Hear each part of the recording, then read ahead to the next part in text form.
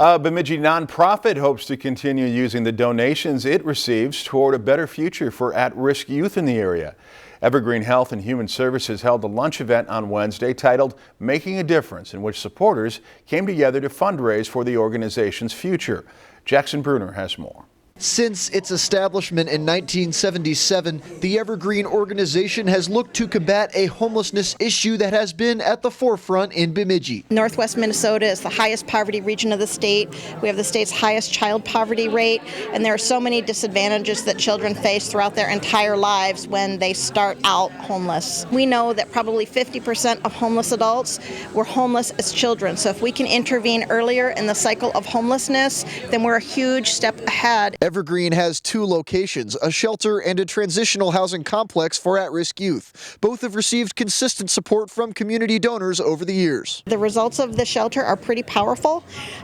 There are average stays of 3 to 4 days. 90% of those children are reunited with their family, and that is always Evergreen's goal. Donors often reach Evergreen in the form of foundation grants, but there are local supporters too. Occasionally, there are people who needed the same help and guidance when they were young. Needed a place to live at the time, and that's what they're there for. It was a great place, a warm, dry, safe environment. When somebody feeds you and houses you and gives you a platform from which to really launch your life, I don't know how you even begin to quantify what the value of that is. So anything that we can do to give back is meaningful to me. Surveillance is important to them, and that's within the scope of technologies that we handle at NLFX.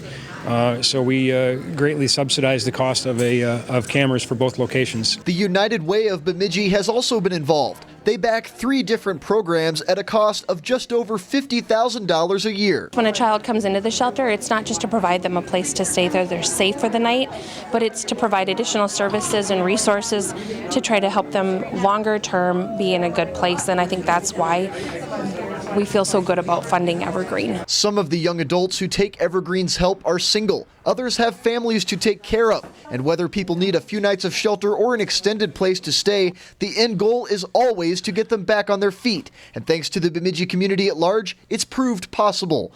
In Bemidji, Jackson Bruner, Lakeland News. Evergreen says they used some of the donations they received in 2015 to renovate the inside of their main shelter. The Mississippi Avenue site is nearly 30 years old. If you've enjoyed this segment of Lakeland News, please consider making a tax-deductible contribution to Lakeland Public Television.